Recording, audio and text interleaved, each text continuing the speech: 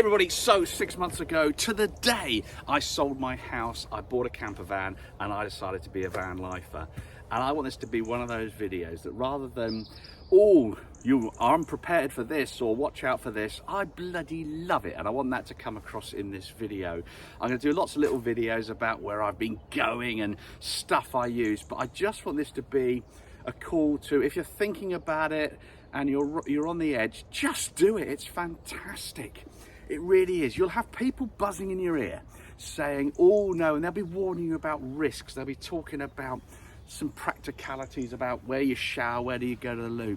They're all solvable, and the only people in my experience who say that are people who would love to be van lifers but don't have the guts to do it themselves, and they talk other people around. And that's what's been happening. I'm at a cycle centre, so they're just going about their work, but in the last 4 months I've visited 8 countries. And I've met some amazing people. I've made lots of friends. I've learned quite a few things. And the one thing, the one thing I'd say is I firmly believe the world is a mirror. What you project out, you get back. It's so true. Every country I've been in, and here's a top tip, whatever country you're in, if you're traveling in the Europe or anywhere where English isn't their first language, if you say hello, they say hello back in English, and you say, your English is fantastic, thank you for speaking English, and your country is just beautiful. You just make a friend for life instantly, and why not? And their country, the places I've been have been stunning. I went to France, I went to the coast, and I went inland for a little bit. By the way, I'm going to go through all the apps I use to find campsites. Then I went to Germany. This fantastic guy called Bert and his partner Ron invited me to go mountain biking in Germany. I didn't know the guys, I just drove to Germany. Went to near Heidelberg and went riding a bike with them. It was fantastic. Then I went down into Austria and I decided to do a World Cup downhill section in Leogang. Well, I did the red trail. Austria was beautiful, started getting cold. I drove south. I drove in Slovenia. Oh my goodness, what a beautiful country Slovenia is. Everyone speaks English, everyone's friendly. You can use euros. You can go into any petrol station, fill up, grab some groceries and use your iPhone to pay. Then I went into Croatia, which was even more beautiful. Then round to Bosnia, where I stayed at this most gorgeous campsite. Which I've done a video about on Rama Lake.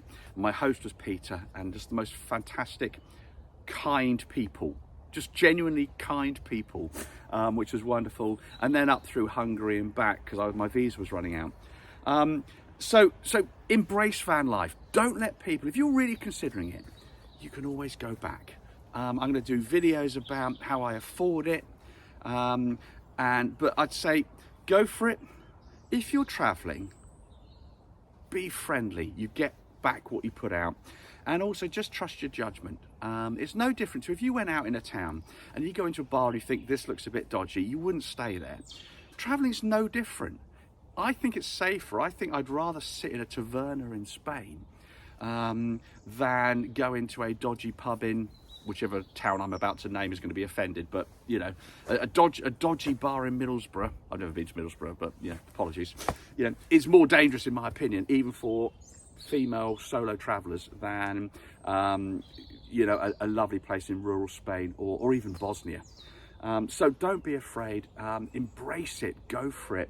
I've met people who, oh, by the way, if there's anyone says to you, oh, I'd like to do it, but I can't because of, they'll never do it. 1% of people who talk about this do it. I'm a 1%er, not based on money, but literally 1% of people who talk about it will actually do it. I've met people who've taken kids out of school and now homeschool them in a big bus. Lots of single female travellers who, again, are aware of their surroundings, are going to registered campsites and not putting themselves in any more danger than if you went to a campsite in England. And they love it, and they are embracing life. And I tell you what, if you meet other van life people, they are all bloody fascinating. They are all kind, they're all generous, and they all want to share their experience and top tips for the van. So this is literally I'm 6 months as a van lifer. I bloody love it. I'm not telling you any negatives because there's nothing you can't overcome.